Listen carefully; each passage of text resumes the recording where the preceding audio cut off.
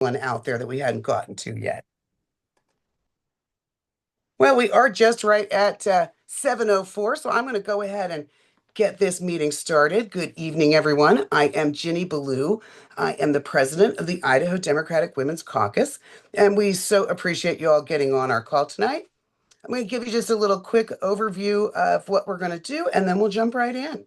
So we are so pleased to have our minority leaders, both of our House, Ilana Rubel, and on our Senate side, Melissa Wintrow, here to share some updates and hopefully wisdom, well, not wisdom, but not all scary, of what's to come. We're then going to be hearing from our gubernatorial candidate, Terry Pickens, and Kaylee Peterson, that's running for CD1. And we'll be hearing from Julie Wiley, that's running for CD2, and also from Eric Myricks, that's running for lieutenant governor. So pleased to have you all on. And I got to thank Mary Kuehler, that always does so much for the Women's Caucus. She is our vice president. She does the technical for the National Federation and is just a champion for all things of democratic needs. So big hail. Thank you for that. So our first question, and I see Ilana is unmuted, so we're going to start with you, ma'am. So what do you see as your biggest challenge and opportunities for the 2026 legislative sessions? Do you have some big goals? Yeah, well, the challenges are many. So I'm going to start with a very brief history of the 2025 session and why that lays out unbelievable challenges for this session. They have hosed us on the budget to a level that is just epic. So what happened in the 2025 session? Typically, we come in, and the very first thing they do at the beginning of January will come in next year, which makes sense. So you know how much money you can spend, how much money you have to play with. Well, we had some new budget leaders, and they had the idea that, like, nah, let's just not set a revenue number. Let's just start spending money and passing tax cuts. Don't really know how much money we have. Let's just go for it. So they waited until March to even pick a revenue number, which is pretty stunning when basically it was almost the end of session. They had already spent $5 billion and passed these ginormous tax cuts before they even figured out if we had any money. Then they looked at the number that our Division of Financial Management had generated, and they're like smart guys, smart people with PhDs, economists, and they came up with like, this is the number that we think Idaho is going to have in revenue. And then the Republican legislators said, let's just add $500 million to that just for the heck of it. No basis for it, no reason to think we were going to overshoot revenues by $500 million. I think the only reason was they wanted to fudge it and make it look like we had a lot more money than we have so they could pass these giant income tax cuts for the wealthy, so they could pass vouchers, so they could do all these things. And so they picked a fake revenue number. They did it at the very end of session, and then they gave away all this money that we don't have. They passed the biggest tax cuts in state history, where pretty much all the money is going to people at the very top. In fact, if you're middle income or below, you will actually see your taxes go up, because one of the things they did is they killed the child tax credit to pay for these tax cuts and vouchers for the wealthy. So now the news has been getting worse and worse and worse. So they cut $450 million of permanent revenue coming into the state. Like year after year, that's $450 million we're not going to get. And this is coming on the heels of a long pattern. Over the course of the last 6 years, they have cut a total of, I think, $4.5 billion out of our revenue stream. So they really overdid it. And now we're in a position where the revenues are coming in way below projections. And our person who does the budget work for our legislature said, if we just do the bare bones budgets, what they call the maintenance budgets, they just keep the lights on at the agency's budgets. Just doing those budgets, we're underwater by $555 million. Like, we just don't even have the money to cover the absolute super bare bones skeleton budgets right now. So they're already cutting everything. They're cutting services for people with disabilities. They're cutting nursing care and payment for nursing homes. They're cutting police, fire, you name it. They're cutting it. They're cutting infrastructure. And the astonishing thing, so the first challenge, getting back to your question, we've got to guard our revenue. I mean, we are in such a hole. And the first bill I think that they're going to bring is going to be one to conform to President Trump's One Big Bamboozle Act. And if we conform to that, that's going to be another like 3 to 500 million dollars lost in revenue. So we're already over 500 million in the hole. If they do that in the first week of session, we're going to be a billion in the hole. And then they're just going to be cutting everything, cutting school funding. They say they want to end Medicaid expansion. It's just going to be a full-on assault on every service that we depend on. And they've kind of boxed us into that because they're saying, well, what you going to do? We got no money, so now we can't give you any services. Can't have Medicaid if you got no money. Can't have schools if you got no money. And this was a problem they completely created out of whole cloth. But this is really going to be a huge challenge for those of us on the Democratic side who really care about these services and desperately want to protect Medicaid expansion and public school funding and all of this stuff. We are going to have to educate the public for one thing, because nobody pays attention to these revenue bills. Nobody's going to pay attention to this conformity bill with federal tax code unless we scream it from the mountaintops and say, hey, I know this seems like a boring, wonky bill, but my God, if we pass this, we're in the hole for generations. So speak up, people. So we are trying to raise public awareness and see if there's some way to get enough pressure on them to stop digging the hole deeper. We're in a very deep hole. We need them to stop digging, and we know that they're coming in with heavy duty shovels to dig the hole way deeper still. So that is, I think, going to be our biggest fight, is preserving revenue and making sure that we have at least some bare bones funding and keeping Medicaid alive and keeping the basic services that everybody needs to have a livable life here in Idaho. Well, I thank you so much. You've kind of grabbed question two in that answer of facing a $58 million budget deficit, not including the cost to conform to tax code changes in the big, beautiful, I love your term, bamboozle bill. And what brought us to from surplus on. So we'll go to Senator Wintrow. If you could answer, what do you foresee your biggest challenges, and do you have some major goals you're hoping for in our upcoming session? Yeah, I think Alana covered, pretty well the big picture of the budget, and that really is the most drastic problem we're facing because you've probably seen that there are even providers and clients who are suing the state for the lack of Medicaid benefits.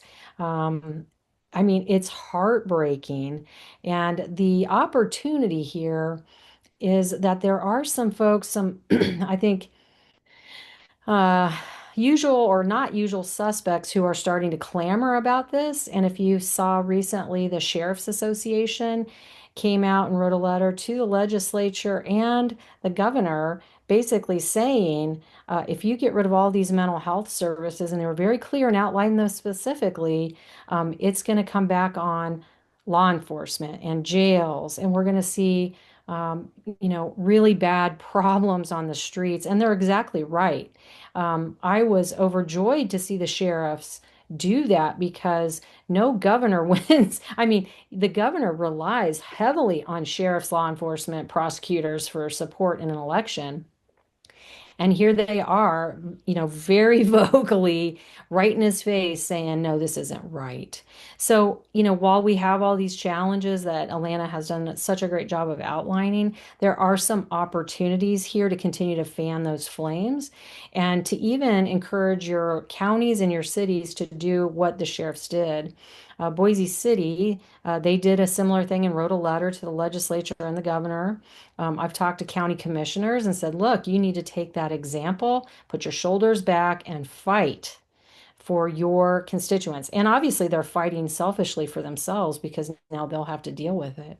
So I do think, even though the times are really awful, there are some opportunities now that people are starting to see this is so extreme, and it's starting to hit their own pocketbooks and their own, everybody benefits from a good mental health system.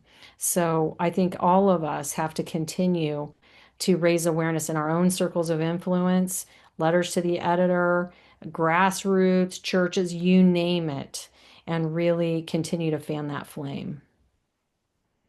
Oh, I so appreciate that.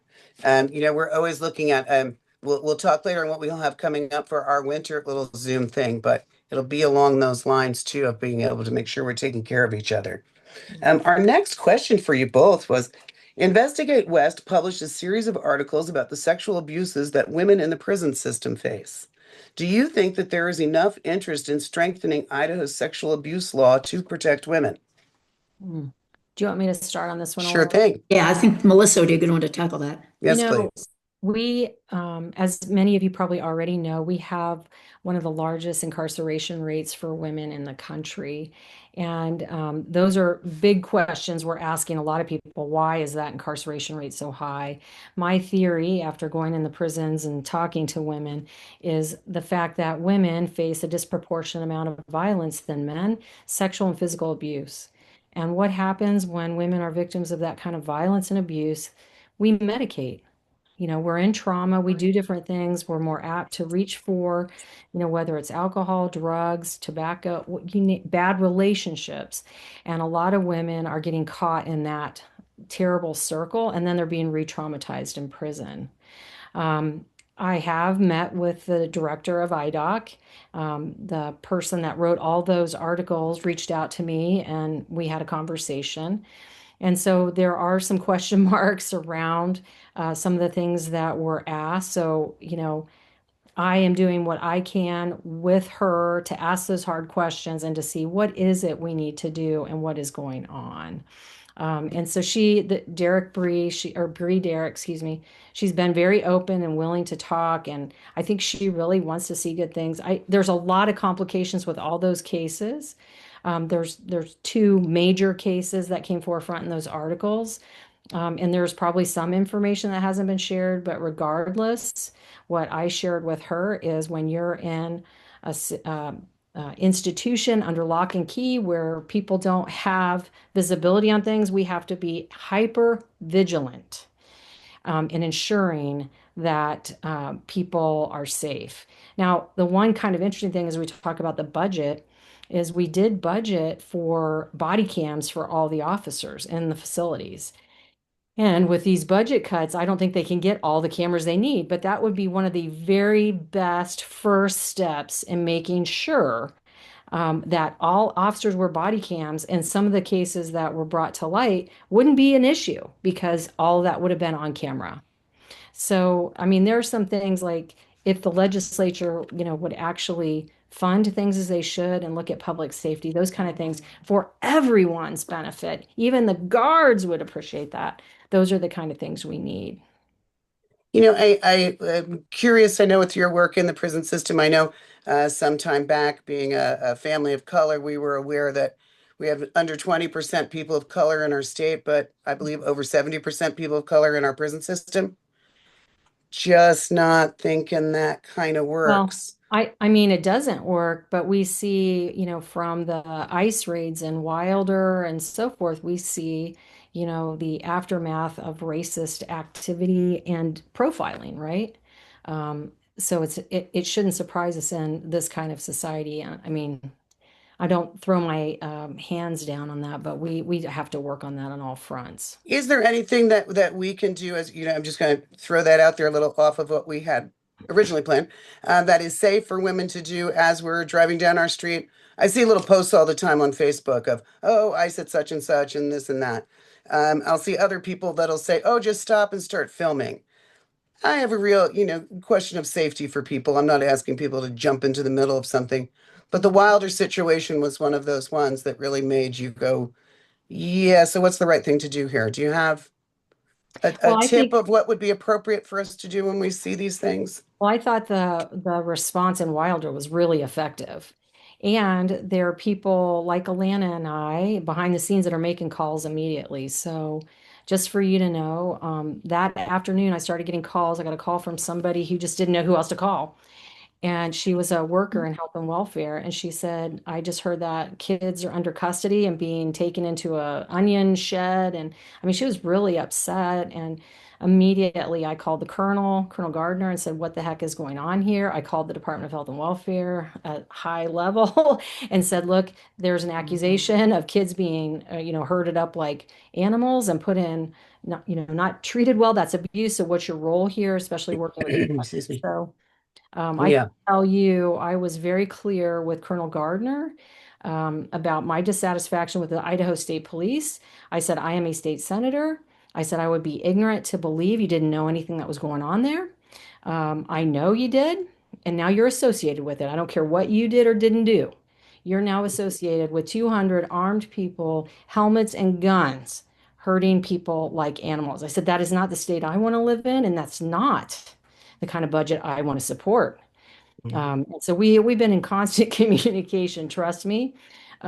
So those are kind of things that elected officials do. Sonia was there on site.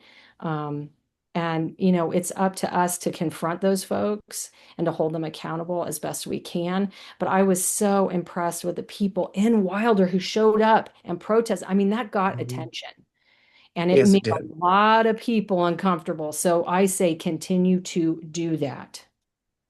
Thank you. Yeah, Um, and I would say Alana? just as there's nobody safer to be protesting and to be filming than white women, frankly. I mean, they understand the optics of how bad it would be if they threw us on the ground and started zip tying us. So if anybody is reasonably safe in speaking out and take action, it probably is us more than just about any other group. So, Right. we might as well take advantage of whatever that white privilege is and use it for good to try Mhm. to expose terrible things happening. That's right. That's definitely a take on it that I appreciate. I would also say though, please do it in pairs. I just don't want anyone to, get riled up and get so enthused from what we share with you, and then we hear something terrible happen because you went and did something alone. So take a girlfriend, you know. And, Well, our next, and I yes. would say, Jenny, and be sure to share that kind of information. So I got 3 phone calls that day, and it's important that people share that kind of information with us because we have direct access to people in charge. So I met with the governor's office. I mean, immediately I mean, those are the kind of things we need to know. Mhm. Yes. Okay, I appreciate that. Our question 4, in 2026, there will be more Idahoans than ever facing the choice between putting food on the table and affordable health care. Do you think the Idaho legislature will make Medicaid expansion a program in name only? Go ahead, Alana. This is Jump a in serious. Yeah, I first. mean that's a very serious concern. That's a really good question because it's on so many fronts. So there's Medicaid expansion, which they're looking to gut, and I think there will be definitely a bill brought to try to repeal it entirely, and that may have legs. And if they don't, they will basically try to make it so darn hard to stay on it. And they kind of already did that last session with the work requirements, which sound benign enough, but they're not. States that have had work requirements in Idaho, the ones they passed require monthly reporting. It's very onerous. States that have done that, Arkansas was the most notable one, and they found that it kicked 40,000 people off of Medicaid expansion who were working. It was just so hard to keep up on the paperwork requirements that they lost their Medicaid as a result. So they're really going with the death by a thousand cuts. By creating insurmountable paperwork hurdles, so half the people lose their coverage even though they're fully eligible. They're cutting the reimbursement rates. That's a big one that's already happening and it's getting worse. They're cutting the reimbursement rates so far that no provider is going to be willing to take Medicaid patients because they would take them at such a loss. So that's another thing is, kick people half the people off through paperwork, and then the other half can't find a doctor because the reimbursement rates are so low. And we are seeing that right now, even with the cuts to the reimbursement rates we've already seen that are likely to get worse next session. But we're hearing, I've been working a lot with this group of families with kids with disabilities who count on care providers who are paid for through Medicaid. And they said, look, the rates were already a joke. They were already being told, hey, go try to find a qualified nurse to look after your kids for $15 an hour, which is not going to happen. And then they were like, well, we're going to cut that rate now, see who you can find for $13 an hour. So there's zero chance of them finding somebody at that rate. So that's really what we're going to be seeing is cuts to rates, cuts to services. They're going to cut dental. They're going to try to cut dental. I'm going to fight that tooth and nail. But then we're going to start losing providers. So then it's actually not just going to be the people on Medicaid, but it's going to be we're just going to see hospitals shutting down because there won't be enough people with coverage to keep the place afloat. So there's a huge, huge crisis brewing with Medicaid, largely with the cuts and both to people enrolled and to the rates.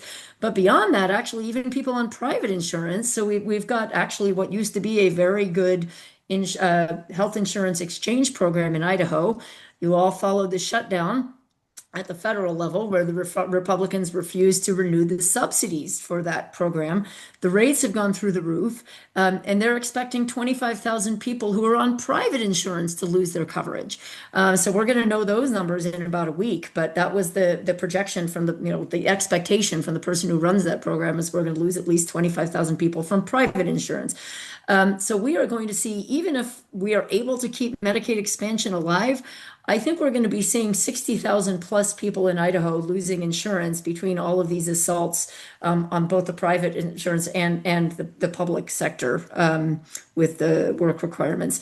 That has big fallout. So that's obviously all the tens of thousands of people who lose insurance, huge problem for them. They can't get care, they face medical bankruptcy, big problems. But it's a problem for all of us, even if you have the greatest private insurance in the world. When the provider in your area shuts down, when the hospital in your area shuts down, doesn't matter if you have amazing gold-plated insurance. If there's no hospital there and you fall off a ladder or have a heart attack. So it's a much wider problem, actually, than just for people on Medicaid. But yeah, they're coming at it hard. I think we can fend it off with a huge upswell of opposition. But again, that does tie back to the revenue problem because part of their strategy is to say, well, we don't have any money. I hear you, gee, sorry, sucks to be you, feel really bad about it, but there's just no money, so we have to cut it all.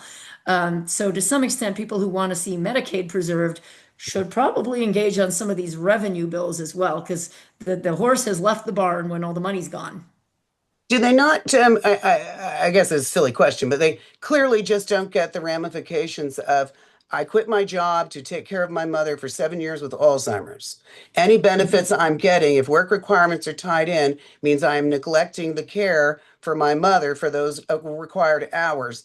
So, what's your, how do we get common sense in any way into that? I know you and Melissa both on the, I always think the best salesman in the world was the one that convinced us all that your head, your brain, and your teeth aren't part of your body that gets medical insurance. Um, and we know from the work I do with the Alzheimer's Association, gum health is tied to heart health, is tied to brain health. So if we're not caring for the whole body, we're just pushing that cost down the road to be even larger. Yep. So is there something, because you're saying, groundswell, is this an issue that we can, as women, show up, make noise? Yeah. Can we make our Yes. Women in Blue Day around when those things are going on? You can let us know so that we can give that big presence. How can we best help this? I, I'm going to say yes, everybody needs to show up and you need to find your traditional Republican friends to help bring this message as well. The hard part is, Jenny, is you were speaking in very reasonable, thoughtful, intelligent terms. And I don't think this government right now, with some of the people that were elected in the Republican Party, care about that. They, this is a legislature that would trip over a dollar to get to a dime. It's unfortunate, but I think about, like you said, with the Alzheimer's issue, we don't have enough memory care. We have a growing population of folks with dementia, Alzheimer's, and other neurocognitive disorders.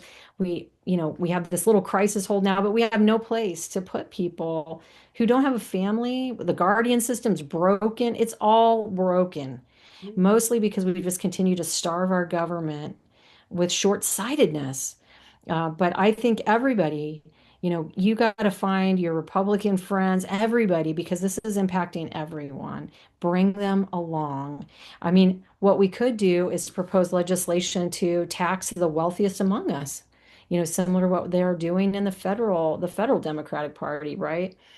Bernie, I don't know if I can say Bernie Sanders, the Republicans down in the legislature, but I mean, as Alana said, most of the people who are benefiting from those income tax, we keep breaking down less than a flat tax. And I've heard Republicans say in the last 2 weeks they want to get rid of income tax altogether.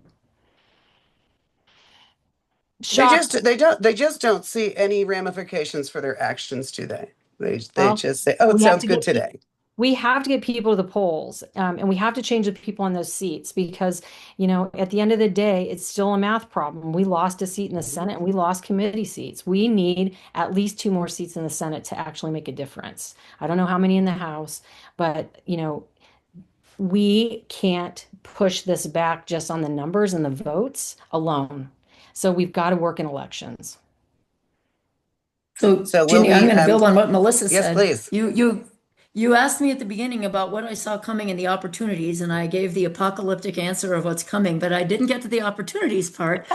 There is an opportunity here. And, I'm a big political nerd. I'm always studying what happened everywhere. I'm kind of becoming obsessed with Kansas because Kansas was in exactly the same boat we were in. They had a governor, Governor Brownback, who did exactly what they're doing in Idaho. Just cut, cut, cut, tax cuts for the wealthy, cut everything and left them broke and left them emptied the coffers to the point where they couldn't afford for schools, police, roads, anything.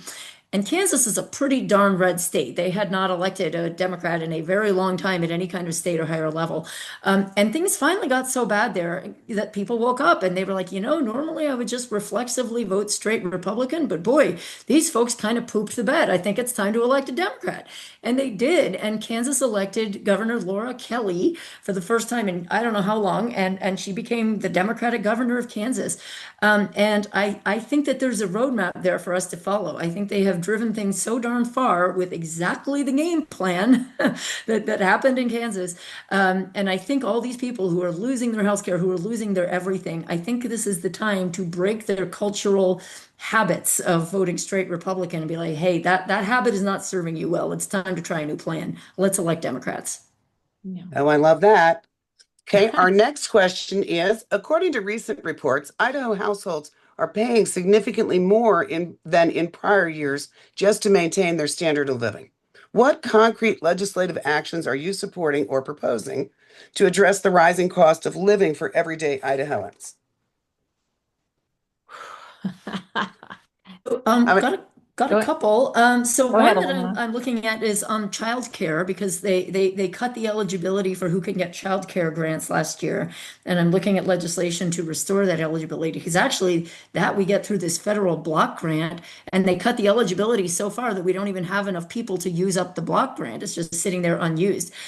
So I think expanding the eligibility, childcare is a huge expense for working families, and it's a huge problem. Can't go to work if you don't have anyone to watch the kid. And expanding eligibility for those childcare grants would really open up childcare and the affordability of it for a lot of working folks, and I think improve their quality of life. Senator Ali Robbie has some great work on housing and addressing zoning codes to remove kind of some of the antiquated requirements that make it really expensive to build affordable homes and make it easier for people to build cheaper housing, which will increase the supply and make housing more affordable. I know Monica Church is working on some legislation to address home insurance, which has spiked dramatically. Some people are seeing their home insurance rates just triple. It's hitting us on all fronts. I mean, there's hardly anything in life that isn't going up these days. But some legislation addressing transparency and notice if they're going to jack up your rates and everything to kind of give people more of a fighting chance to get competitive estimates and bids so they can keep their home insured at a rate that won't drive them out of their home. are we doing anything on the real estate taxes? I know a year or so ago when they went crazy and when those caps were taken off, and I was working for someone that was part of her business is in real estate, and she's fending a call from someone who says, I bought and paid off my home. I took 30 years, I've paid it off. This is where I want to retire. Now I get a bill for $32,000. I'm 83. I don't have $32,000. And she actually said to him, well, you could sell it. They've got some great little senior places down in Twin. And he says, but I built and paid off my home here where I wanted to retire. So, what do we have for our seniors on any relief on any of this? Any, again, real estate smarts, reasonableness that we could have of saying, if you've owned it the whole time, you get some kind of exemption or some kind of cap if you're the Hmm. only owner, original something? What do you got? Lois, Well, do you want to tackle or yeah? uh, I think what you're identifying, Jenny, is like when I go door knocking in my neighborhood, in the North End, where it was kind of, a lot of elderly folks who did just that. They paid off their house. They did what we're told. Now their property taxes are so high, and I think there's been some discussions about like you said, how can we do some things to help our seniors, but I don't see them coming to fruition. I see different cities offering rebates and, circuit breaker, but we could obviously do something with the circuit breaker to help seniors in that route, just like we've tried to do with certified family homes. But I think, that is a complex issue, but I think that would be possibly the easiest way to go is some circuit breaker relief for elderly folks.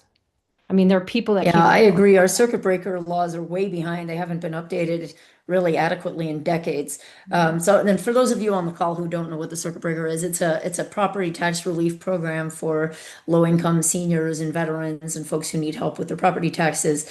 But the amount is absolutely piddly. It was a program that was established decades ago, and they haven't really increased the amount. So I think that's something that, and we've brought bills over the years to try to increase that, and they've always been killed by Mike Moyle. But I think that would bear revisiting. Part of the problem also is it's all kind of a seamless web. All of the failure of the state to fund basic programs at the state level, things that are supposed to be funded by the state, things like public schools, when they drop the ball on that, they basically dump it on property taxpayers because they leave these terrible holes, and then we have to pass levies and bonds and all this stuff to try to fix their mess. Because when they don't fix the schools, when they don't pay teachers enough, the people in the community are like, well, I guess if we want the teachers, I guess we better raise our property taxes to raise enough money to pay for it. So it all comes home to roost really on property taxpayers when they fail to do this stuff properly at the state level. So one of the best things we could do to help property taxpayers is actually do our job at the state Yeah, level and pay for the things the state's supposed to pay for, so it doesn't land and flow downstream onto the, poor elderly folks who are really struggling and trying to stay in their homes. that's right. Well, thank you very much for that. And then our final question for y'all is Idaho Democrats are the super minority in the Idaho legislature. What can we do as Democratic women to make our voices heard during the upcoming session, increase our chances of winning more seats in next year's general election? And we'll stay in touch as to what's the best time for our women in blue. We had a great turnout last year. We want to increase that. I tell you, we had every security guy there said thank you for showing up. Oh, They all, because we had so many women in the gallery and we were all, I guess, polite or hopeful. It made them hopeful, but there wasn't a uniformed officer or attendant in the Capitol. Any employee in the Capitol all said thank you for showing up. So, yeah, what can we be doing? well, I definitely think continue to show up like that because you got to show the numbers. And I would say too, I wanted to introduce Lorraine Draper. She is my intern from Boise State. And I think the more that we can reach out to college students and high school students and really encourage intergenerational work and bring people in, that all the better. Because we know in the research, Gen Z, everybody but the boomers, right? Folks are really disillusioned. They can't buy a house, they can't pay the rent. And we need to really partner with, I think, younger folks. We need all ages because we're all being affected together. And I think as we come together, that's really helpful. I don't know, Lorraine, would you offer or add to that as a college student? I put her on the spot, Jenny. That's okay. Um, First, can you repeat the last question for me? Well, I was just going to say, from your perspective as a college student, how would you suggest that Democratic women on this call and elsewhere involve college students, high school students, et cetera? And is that a benefit? Okay, good. I just wanted to make sure I wasn't missing it. I was like, pretty sure that's what she's saying. Oh yeah, I think Melissa definitely knows I actively like to bring in the college education, the younger generations, because I do hear everything that's going on at this age and the complications like Melissa was saying. People are terrified. They call us the boomerang generation because we end up back with our parents because we genuinely cannot afford a home. I feel grateful to have a home and I think my mom's grateful I didn't boomerang, but I it happens. It happens to so many people. And I think that including the younger generation because they want to be included is going to actually light a fire and include them to educate them a little bit more and bring them into these conversations like this will only benefit us, because at this time, I think the younger generation, it's very easy to feel like, well, I don't really matter. I'm excluded from these events. I don't know how to get involved. So it's easy to take the back seat.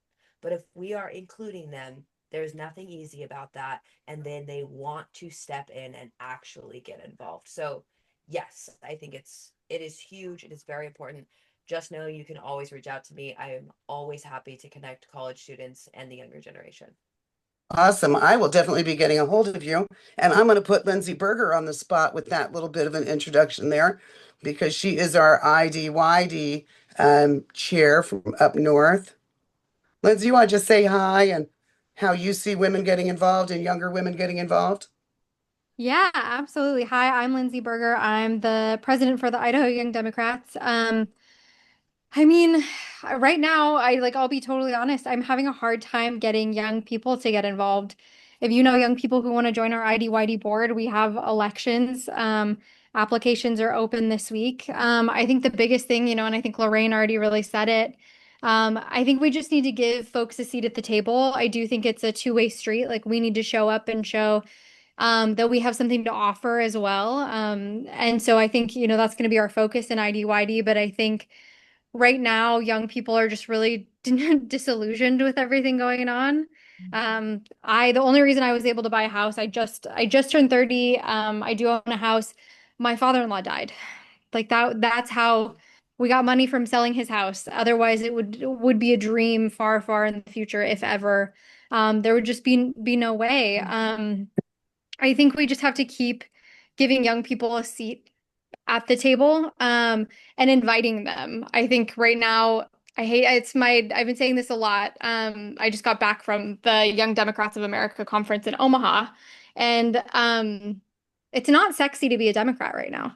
I feel like we see lots of young people moving towards like the DSA, and I think the best thing we can do is just open up spaces for young people to come and speak, and give them a platform and listen, because I think most young people don't feel like anyone wants to listen to them. I don't think they feel like anyone's going to help them or that they can make any impactful change. And I think lots of young folks too were in this space, especially in Idaho, where young people don't feel like they're educated enough to come to the table and have these conversations. And so I think just like opening up the door, being welcoming, being willing to teach and bring people along. I think young people do want a seat at the table. They don't know how, and they don't feel like it's attainable. So I'm just excited to be here. And Lorraine, Thank I'm you. reaching out to you. Well, I thank you so much for that because that is what we're looking to do. When Lindsay and I had first talked, one of the things we were discussing is how do we build that bridge from the IDYD leadership into the Women's Caucus, into Idaho Women Forward, into leadership roles, into running for office. Because it seems to me in the years that I've been involved in the Idaho Democratic Party that we have these great young leaders. We have these fantastic presidents. They do these amazing things and they move out of state.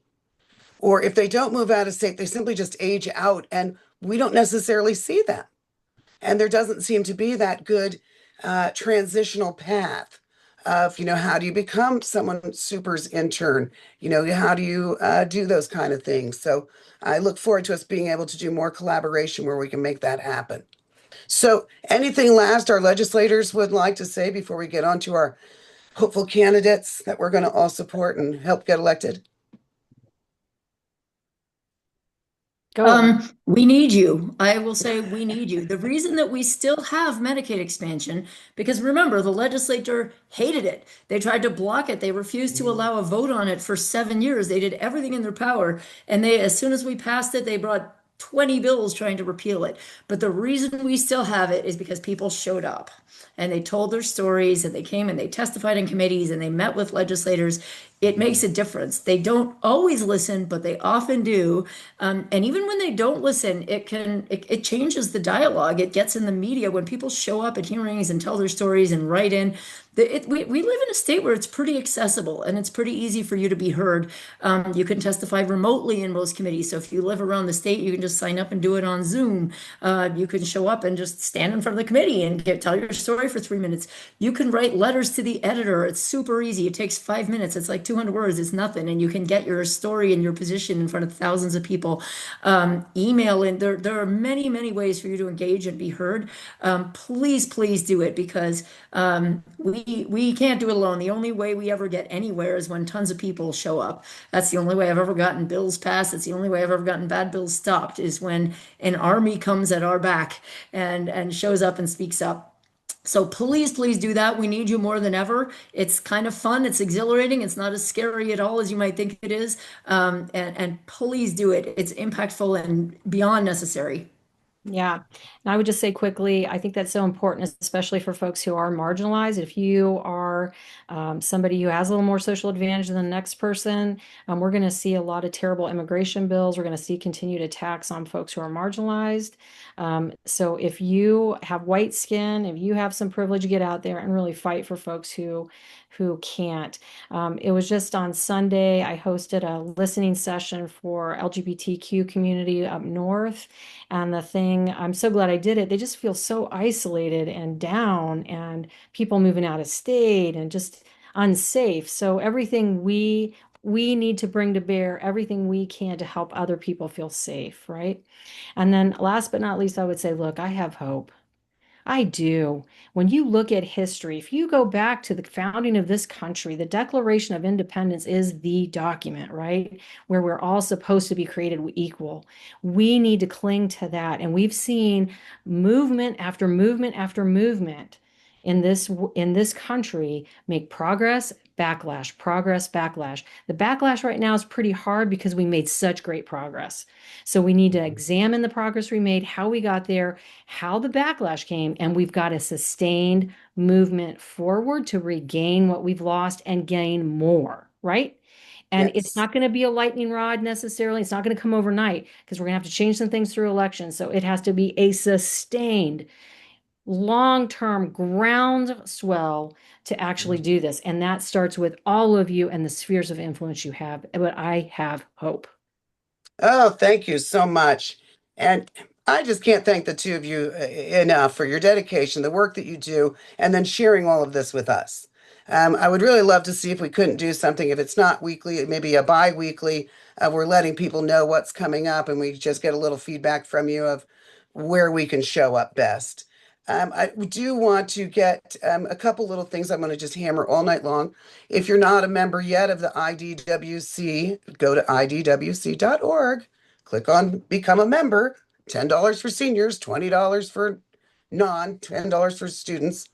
One of the things that we're really doing with our membership, because we really are pushing for membership numbers, is that we're part of the National Federation of Democratic Women. I am now serving as the Western Regional Director for that organization. So that's all our states: Idaho, Wyoming, Montana, Colorado, Arizona, Nevada, Utah, Washington, Oregon, California.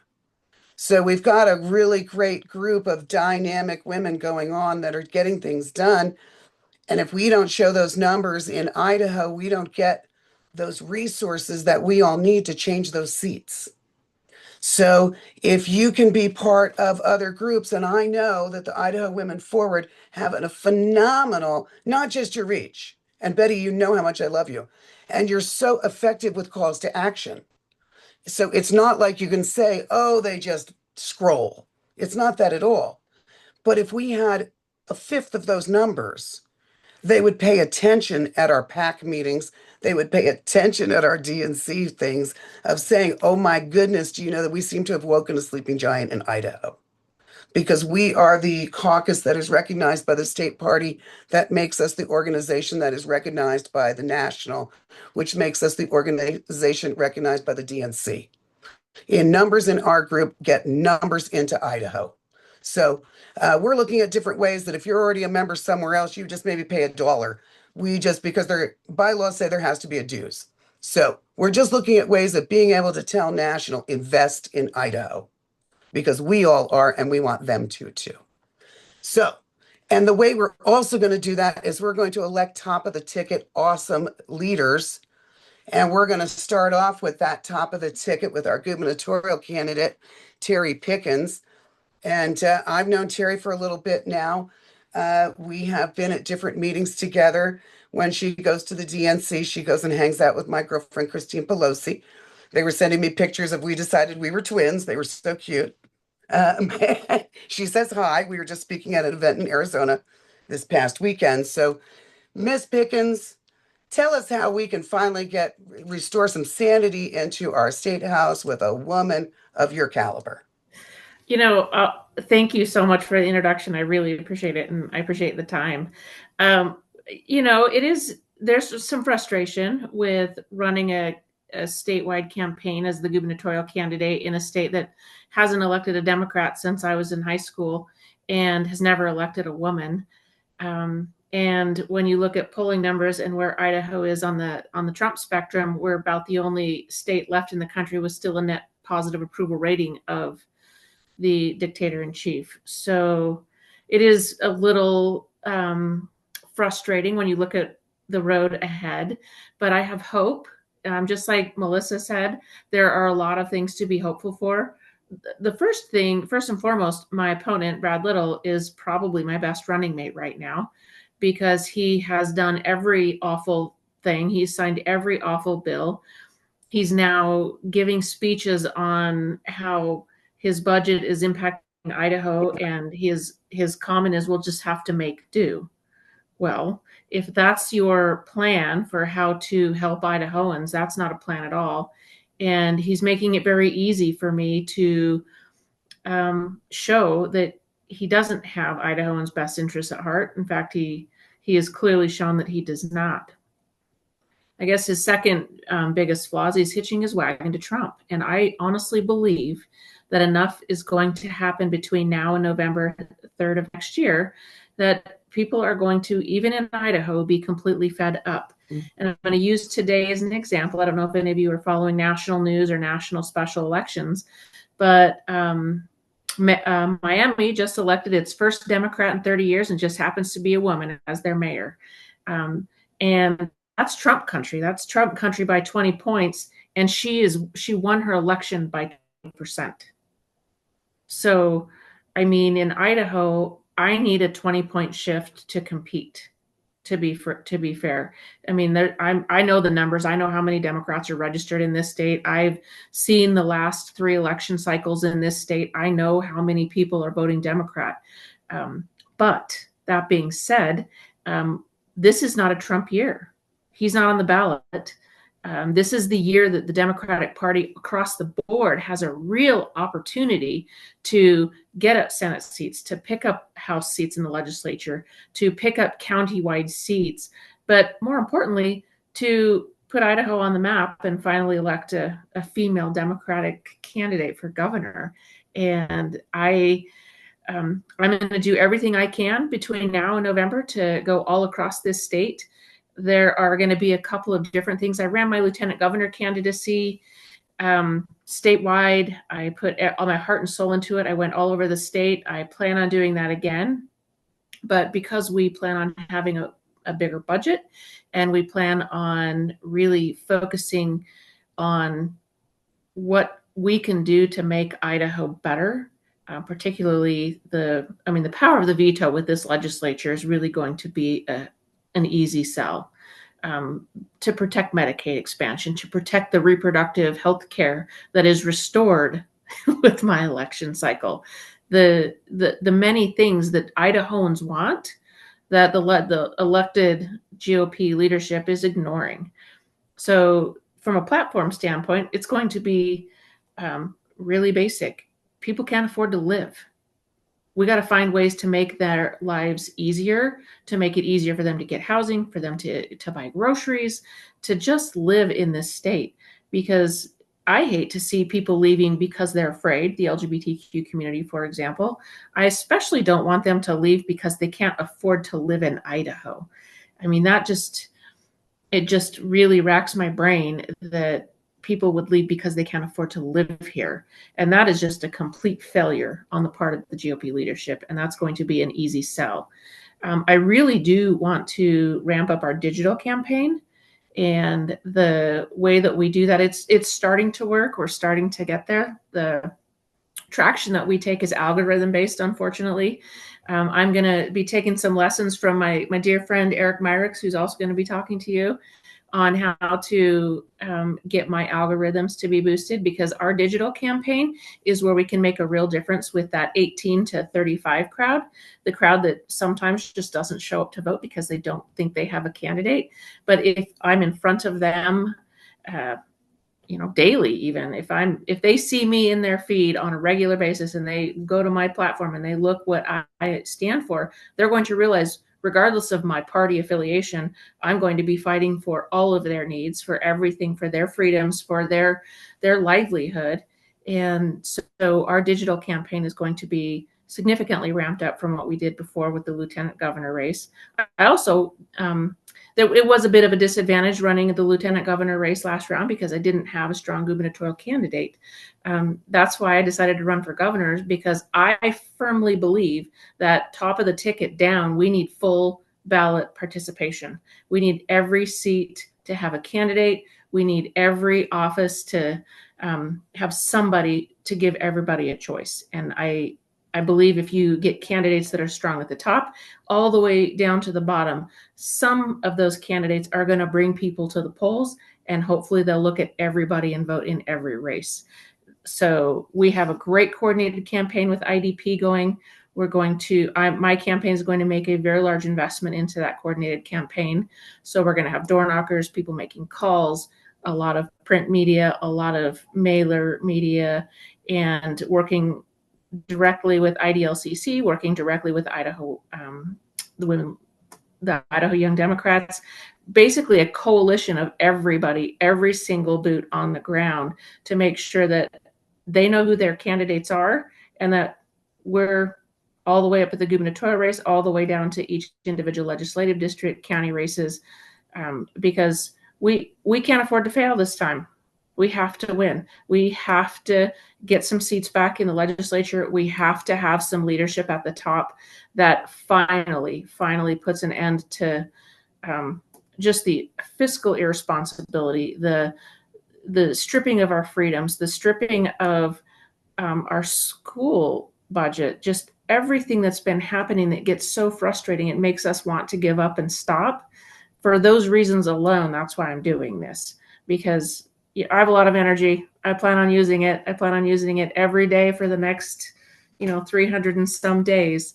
And I will commit to helping every single person below me on that ballot, because if there was ever a time and an opportunity where we can make a change and actually do this in Idaho, I think this is right now. Looking at Florida, looking at Kansas, looking at Ohio, looking at Alabama and Mississippi, looking at what is happening across the country in deep red Trump country, I think we can do it here. I think it's just going to require people to know who we are, who I am.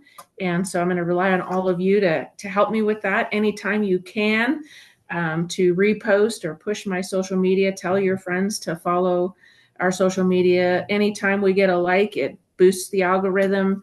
It does some computer magic that I don't understand, but the more people that we can get in front of, the better. And so I'm counting on all of you. And you have my commitment that when you need me, I'm going to be there.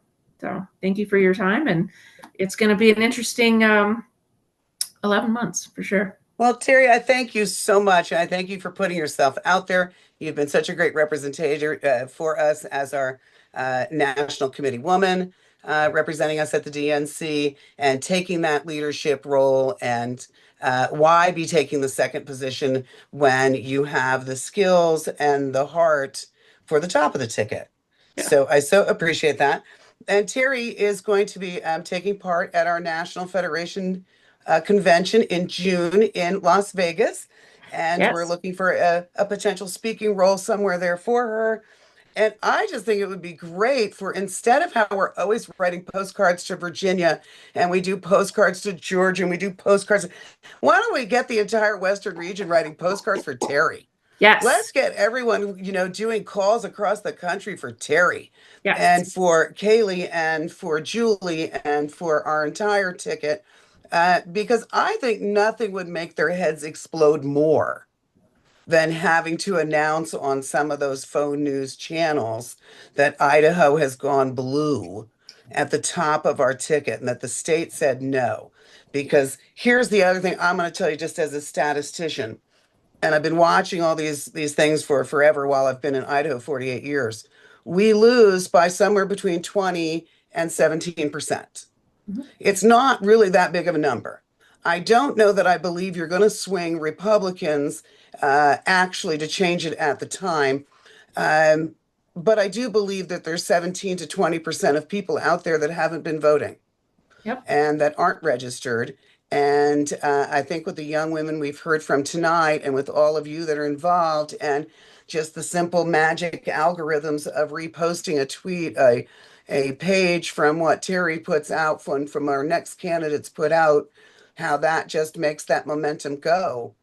And I do believe this is the right time for that. This is an opportunity. And I also want to make quick before any might disappear.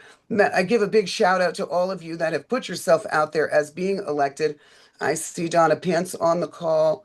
Betty is serving as our U.S. No, I do it wrong every time. Idaho Attorney General. Did I get it right U.S. this time? U.S. Attorney General. U.S. Okay. Attorney. Idaho's U.S. Attorney. Yes. That okay. I'll get it one of these times, right? I'm so sorry, ma'am. But I do just so appreciate all of you that because it's not an easy thing to just say, oh, sure, rip my family apart. And it was the cutest message. I'll just take this little point of privilege down in Arizona, Mayor Kate Gallego. And she says, this is a group of Arizona Democratic women. And she says, you know, I'm sure you all know so much about me that you don't ever think you needed to know, because I do believe $10 million was spent last year telling you every detail of my divorce. And so several times during it, she would reference, well, I'm sure you already know that detail of my divorce. Yes, it was a thing with a, and she'd have to go back to how they had just ripped her across the, all the time. So I think it's really important that we as women stand behind our candidates always and lift them up always and give them that soft place to land and that place where we say, it's okay, we know they're ripping you up, but we'll say yay. Okay. So if you don't like our candidates, don't be telling everybody.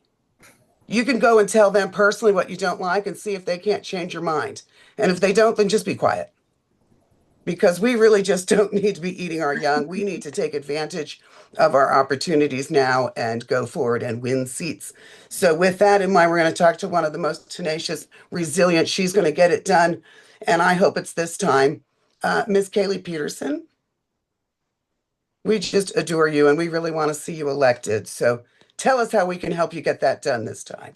Hey everyone, it's so exciting to see this many powerful Idaho women all on one call. So it's great to see the incredible Terry Pickens and to know that we'll be on the campaign trail together this cycle. Most of the people on this call are aware that this is now my third cycle that I am running against Russ Fulcher for the US House. And so while at the top, we're all looking at everything that's happened both at the state and federal level as being so draconian, what I am seeing behind the scenes compared to where we were 4 years ago is actually really inspiring. When I started this campaign in 2022, I drove through northern counties where we didn't have local county parties, where we didn't have IDYD members or local groups meeting to talk about what was happening at the local, state, and federal level. And we didn't have local candidates on the ballot either. We were kind of all just working our own, building this infrastructure from nothing. And now, 4 years later, I see we have local county parties, we have IDYD all over the state. It's been incredible to see all the work that they've done. When I go across the state, I find these little pockets of incredible progressive women who are meeting every Friday to write postcards or talk about what's happening locally. And so it gives me so much hope. And I know that this 2026 midterm election is actually a really unique opportunity for us, not just because the right has failed to fulfill any one of the ridiculous promises that they made to rural communities over the last 2 years, not just because we have reproductive rights on the ballot, which is enough to bring 50% of Idaho's population are women out to vote, but because we have candidates that are committed to actual policy solutions. And that's what I see people wanting.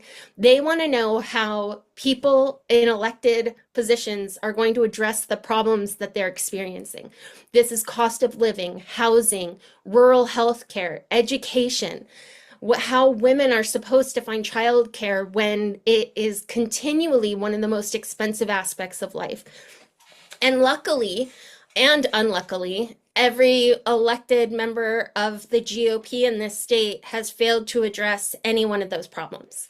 But the biggest issue that I have seen over the last 4 years is how little kind of a loud presence we as Democrats have had talking and screaming about these issues in these incredibly red and conservative areas. So there are places I go where they have heard only from the Freedom Foundation, only from Fulcher's office, only through Turning Point USA and these trainings to politicize our church congregations. And they're getting all of this misinformation and manipulation from the right.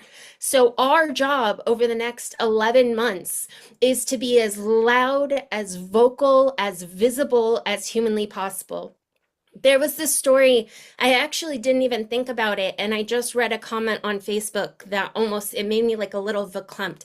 But I was up in Coeur d'Alene, and I was delivering some testimony to Russ Fulcher's offices from the empty chair town halls that we had done. And the Patriot biker group showed up to try and intimidate us. They're armed, they're walking, and they're surrounding my location. And I just immediately turned around, walked right up to them, and I stuck my hand out and I go, "How are you guys doing this evening?" To show them that they couldn't intimidate me, that I wasn't scared. And I read a comment on Facebook of somebody that was in attendance at that event. And they talked about how they were listening to me speak and they saw this biker gang show up and they were terrified at how they were going to escort me safely to my car. And then she watched me walk up to this group, stick out my hand and show them that I was not going to be intimidated. And it made her feel like there was hope. And that's what each and every one of us can do for the communities around us that feel like there isn't hope, is show them that we are here. Show them the solutions that we offer. Show them that we will not be intimidated the way that we have been for decades. And a lot of that is education. I know I've been looking at the numbers, and this is the first time in the last 4 years I can say we can win this election. We're looking at this. We need 25,000 low propensity progressive voters to show up in this election. We already have reproductive rights on the ballot, and I guarantee you we can solve a lot more of the issues rural communities are facing. And then we need 40 to 50,000 unaffiliated, independent, kind of in the middle of the road voters to show up and decide not to vote for Fulcher. Well, what has Fulcher done? He's done everything that every other career corrupt politician has done for the last 30 years, taking dark money, selling out public lands, selling out rural health care. He brags about $50 billion going to rural hospitals when they just took $150 billion from rural hospitals. That's going to impact the 7 rural hospitals in my district that were already struggling to make ends meet. So we're excited. We have a digital campaign starting right now with local Idahoans talking about how Fulcher has failed their community. That's going to be targeting that 50 to 70,000 voters we need. We are going to be traveling the state, hosting events, hopefully reaching more incredible, powerful women who know how to organize their communities better than any of these elected men will ever do, and get excited. And that also means showing how we're going to be different, because we have to validate the frustrations, especially like Lindsay talked about, college students, young families. They're frustrated with the entire political system. So acknowledging where we've gone wrong and how we plan to do it better, do it differently, fix those issues, how we plan to avoid dark money, how we plan to avoid the systems of corruption that have really turned the government away from working class voters and families. And that's where I think we'll have a lot of success. So I'm really excited because you know that I'll be on the road every day for the next 11 months. We're hosting a debate with or without Fulcher this Thursday. We actually just got Politico reached out because the journalist covering Mamdani was looking at other millennial working class candidates that were using social media successfully. And we've been getting millions of views on Instagram and Facebook. So people are paying attention, and I plan to bring all of this attention, all of these resources, and hopefully bring more and more incredible Idaho women to the table so that we can fix this mess, because they sure have created a big old mess for us. But there is hope for 2026. Please like, follow my social media. Let me know if there's anything I can do in your community to help. If there's an event I should be hosting, if I can come visit and talk to a group of people in your neighborhood that need some motivation. And we're in it together.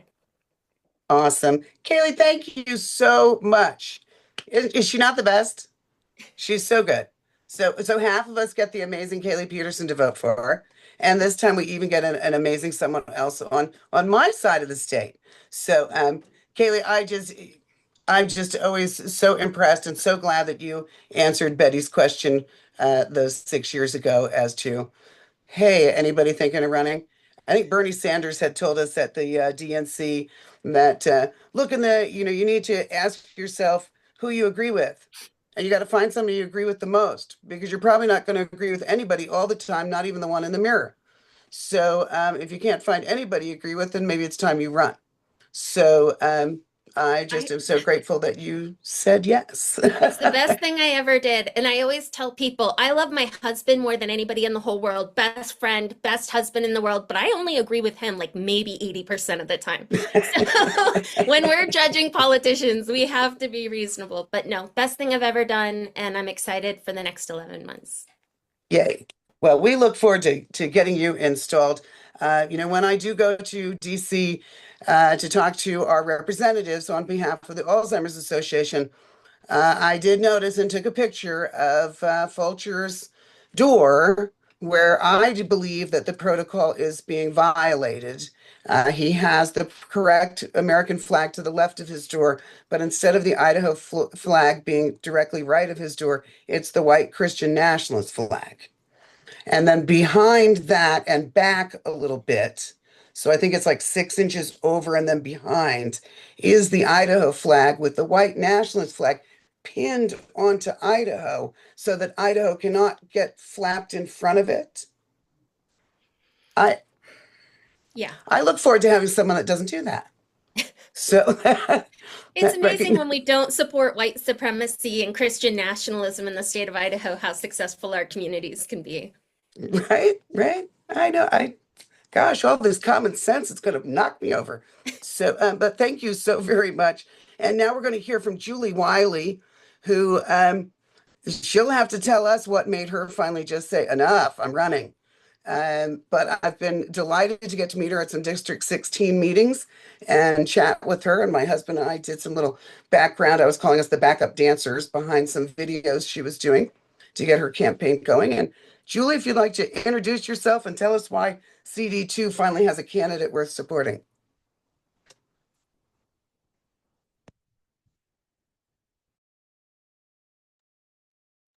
You You need to need to unmute. unmute.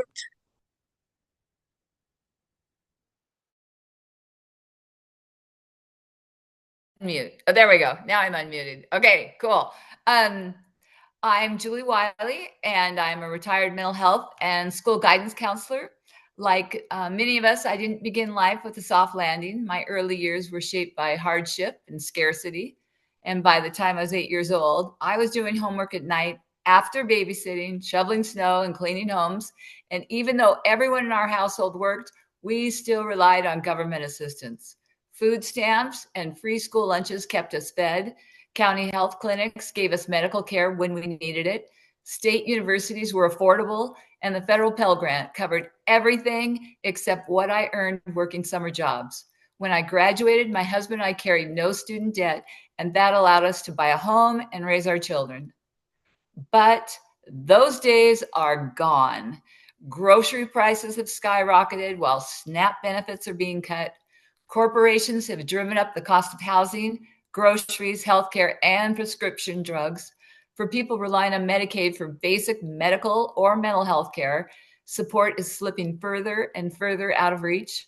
And our veterans, the people who have given us so much, are being left homeless and without the basic services they deserve.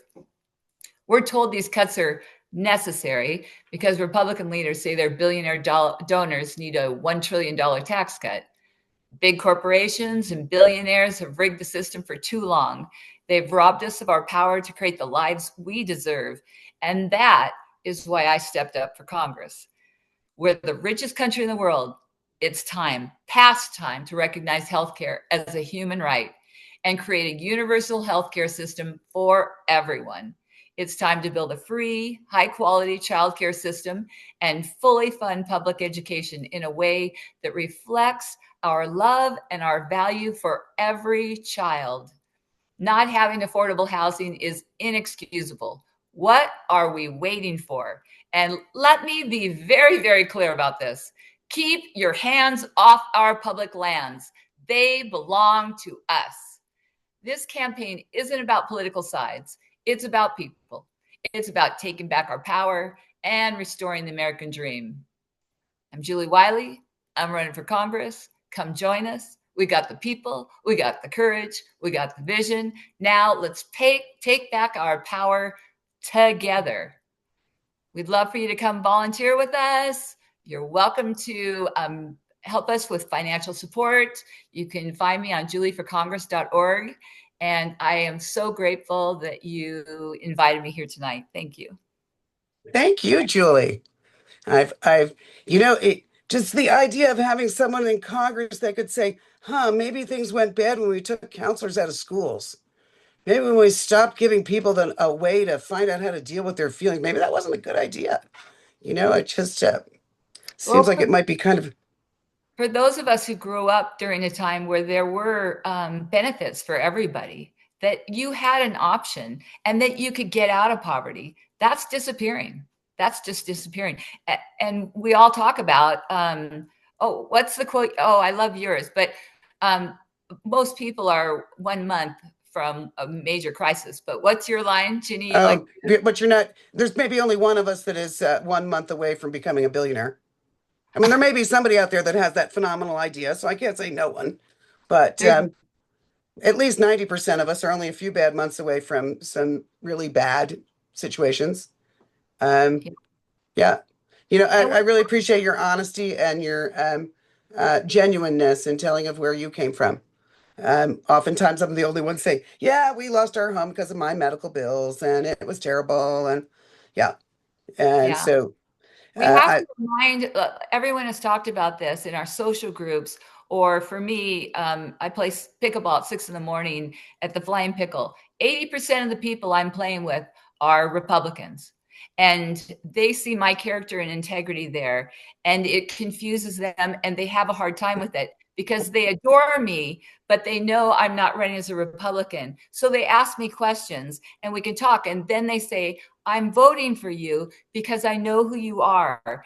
That's how important it is that we build bridges to one another and that we stop seeing each other as Republicans or Democrats, but we see each other as part of the same community. We have to be the biggest preachers on that message.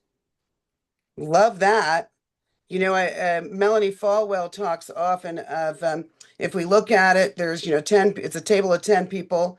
We know we've already got 6 of them. We're really looking to get that 4 more people to come join us, and they're probably not going to come over if we're the nasty, mean girls at the table, but they may want to join us if we're the most fun and the kindest people. And so if we can restore some grace and some kindness, and we don't know what other people are going through, this time of year is very stressful for some folks. It just doesn't go easily. I always like the reminder of please don't give those giant toys from Santa, because poor children don't have that same Santa. And when your kids get the giant thing and someone else's Santa gives them a used toy, they're kind of like, didn't Santa like me? So it's confusing enough, and it can be hard enough to be a child. So before we go, I've got to let you know about the amazing things we've got coming up. So it's going to be Viva Las Vegas. We'll be down in Las Vegas in June. If you're a member of the Women's Caucus in Idaho, you are automatically a member of the National Federation of Democratic Women. And we've had two women in Idaho be honored as our outstanding Democratic woman serving elected office. And that has been Sally Toon and this past year, Senator Melissa Wintrow. So, and she is so busy and so often doing things. It took me 4.5 months to get her the award because she was so busy being at something else. And so I had to interrupt one of her student town halls to get her that info. But so we have been looking at getting some really great speakers to come down for our Vegas event. We really need to have more than Mary and I showing up from the state because we keep telling them there's more Democratic women, and we're so close. It would be really good to show them that there are more Democratic women in Idaho, and they're very nice. They are very kind to us. They think Idaho's a lot like Mississippi. We don't invest in our education. We're terrible at healthcare. So you'll just have a great time. It's our pack night on Thursday after we're having a private tour of the Mobster Museum. And it is being done by a former first daughter of Nevada. Her dad was the governor when the museum was getting created. So she'll be giving us a tour of that on Thursday. And Thursday night, we've got our pack meeting, which is always a kind of bring out the best shoes you have kind of event. And then Friday's business meeting, Friday night with a dinner. Saturday, we've got our meeting and our gala, and it finishes up. So it's just a really great time to be around other Democratic women. Sometimes here in Idaho, we can feel like we're a little lost island. And except for events like this, we're like, I'm the only one in my town that thinks this way. And when I lived in Shoshone, I probably was. But it can be hard. And one of the things that's great about being a member of our national federation is if you're in an area where you don't always feel safe to be quite as vocal about how you do believe, you can be part of a committee or part of something that's going on with the National Federation that nobody else has to know about except the friends you make there. In fact, we've got a book club coming up on the 14th. We are just getting done with Kamala Harris's 107 Days. And if you haven't read it yet, please do. Oh my goodness, you just think we could have had this, was my first thoughts, and then just the sadness that we weren't smart enough. So, but a really great read. We get to do things together. We get to share that same camaraderie of just being Democratic women in places that it's not always the best, easiest thing. And one of the things we will be focusing on is our theme that we have done a little bit before on, which is sanity, safety, and self-care.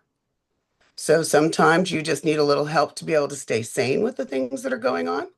And sometimes you need some information to make sure you're being safe with what you're doing. And sometimes we need to just step back and give ourselves a little self-care. So we're going to be looking at touching on all of those. And then maybe in our winter Zoom, we'll discuss some of those things as well from our counselors and our massage people and ways that we can best take care of ourselves when it's rough going. So I think that is all that we have. We're a few minutes early, unless anyone had any questions. Oh, I'm sorry. I have one more person to speak. I knew I had a few more minutes. Eric Myricks is running for lieutenant governor. He gave me a call and asked if he could address our group. And, we love the men that support the country and our democratic values and our business. We just don't normally let them be members of our board. But Eric Myricks, we would love for you to introduce yourself. Hi, everyone. I'm Eric Myricks. Thank you, Jeannie, Melissa, Ilana, Kaylee, Terry. You all are just powerhouses, and I am honored to be in the presence of everyone on this Zoom call. Just incredible women. And I am honored to be in this race, running for lieutenant governor and campaigning alongside Terry. Many of you may know me, may not know me. I ran for mayor of Nampa. I came in second place with about 28% of the vote. I campaigned for about 3 months, And we knocked on over 7,500 doors, over 7,000 phone calls. And I was going up against a guy who's very entrenched in the system. So the momentum of that is what led me to run for lieutenant governor. My mom worked for Children and Family Services, retired. My dad was a public school teacher, inner city, taught chemistry. And so these issues are very, very important to me. I grew up just caring about service and caring about community. I'm a brain health advocate, so I work with organizations like Alzheimer's associations and Alzheimer's Society. So my dad is living with Alzheimer's disease. So as his power of attorney, as his caretaker, I am literally right now going through this process of transitioning my father onto Medicaid. And so this is very real to me. I understand all of the loopholes and it is a very arduous process to get a parent onto Medicaid. And it's taken about 3 months for us to get him there. And hopefully this month he will actually transition. But I don't know how families do it. I mean, I really just don't know how a lot of families navigate the intricacies of the system and the way in which the dismantling of the system is happening right now. We have to lean in on expanding Medicaid. The world changes according to the way people see it, and if we can alter it even by a millimeter, the way a person looks at it, at reality, we can change it. And I believe the most dangerous person in the world is people who have nothing to lose. And I think we're at a point right now where we all have we don't have much to lose. Because we've been losing for so long, and it's time now where our backs are against the wall, and it's time to lean in and actually get things done. And I think that's happening, and I really, really appreciate it. Look, I'm a newbie to the team, and so I have a lot to learn from everyone. And I look forward to working with all of us and supporting all of the other candidates across the city, across the state. I will say this before I wrap up. Our messaging, and I think as a party, I was fortunate to have people write articles about my social media, and I really appreciate Terry and Kaylee talking about social media and how we can amplify our voices that way. I really just want to just sort of highlight, please, when you share a post, it means so much. When you comment on a post, it means so much. And I think that even as candidates, we may want to look at how we sort of kind of collectivize on a few issues that we just kind of want to make sure that we're all on the same page on a few things that are just sort of very cohesive and really just it's the loudest voice in the room, the loudest voice. These people aren't smart they're not that smart. We are the smart ones, but we just haven't been really great at how we message and how we pound that message in with fervor and use these great tools that we have called social media. I think if we do that, we are going to mobilize impact in a way that we've never seen before in this state. And I'm just really, really excited about the momentum. We have nothing to lose, everything to gain. And I think people are really, really, really ready for something new. Thank you so much, Eric. Appreciate that. Boy, when will the state just so turned around? Gosh, let's get you all elected. We need it.